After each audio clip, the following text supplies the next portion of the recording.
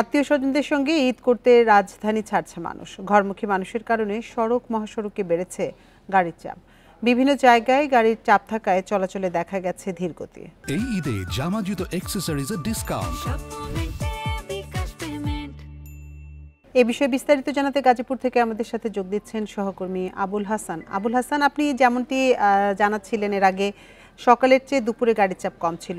এখন আপনি যে জায়গায় অবস্থান করছেন সেই সড়কের পরিস্থিতি কেমন দেখছেন? সড়কে গাড়ির চাপ এখন কেমন? ঢাকা ময়মনসিংহ মহাসড়কের আমি যে পয়েন্টটিতে আছি চান্দনা চৌরাস্তায়, সেখানে আমরা সকালে যে চিত্রটি দেখেছি যে গাড়ির ভিড় ছিল, মানুষের ভিড় এবং তাদের উপস্থিতির সংখ্যা ছিল, কিন্তু বেলা বাড়ার সাথে সাথে গাড়ির চাপ থাকলেও যে চিরচেনা যানজট সেটি কিন্তু নেই। অনেকটা স্বাভাবিক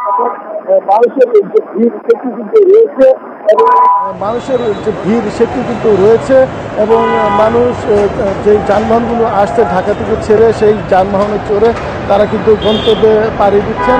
এবং যাত্রীদের সঙ্গে আমরা কথা বলে যেটি জেনেছি যে ঢাকা থেকে চান্দনা চৌরাস্তা পর্যন্ত যে সড়কটি রয়েছে ঢাকা ময়মনসিংহ মহাসড়ক, এই পর্যন্ত আসতে তাদের কোনো ধরনের ব্যাগ পেতে হয়নি, কোথাও থামতে হয়নি। যদিও সকালের দিকে টঙ্গী, চেরাকালী, ভোটবাজার, ভোগড়া বাইপাস এলাকায় এখানে যানজট ছিল, কিছুটা গাড়ির ধীরগতি ছিল, কিন্তু বেলা বাড়ার সঙ্গে সেই পরিস্থিতি কিন্তু উন্নতি লাভ করে এবং এখন অনেকটা বিনা বাধায় কিন্তু গাড়ি এখান দিয়ে তাদের যে নির্দিষ্ট গন্তব্য সেই গন্তব্যে যাচ্ছে।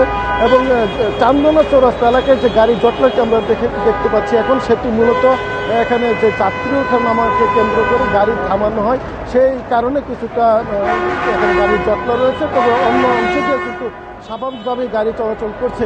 একইভাবে ঢাকা টাঙ্গাইল মহাসড়কের চন্দ্রা ত্রিমুখ দিয়ে কিন্তু এখন গাড়ি চলাচল করছে স্বাভাবিক গতিতেই, সেখানে কোনো ধরনের। আবুল হাসান, আপনি আরও তথ্য সংগ্রহ করুন, পরবর্তীতে আমরা আবার আপনার সাথে যোগাযোগ করব। গাজীপুর থেকে সড়ক পরিস্থিতি নিয়ে জানাচ্ছিলেন সহকর্মী আবুল হাসান।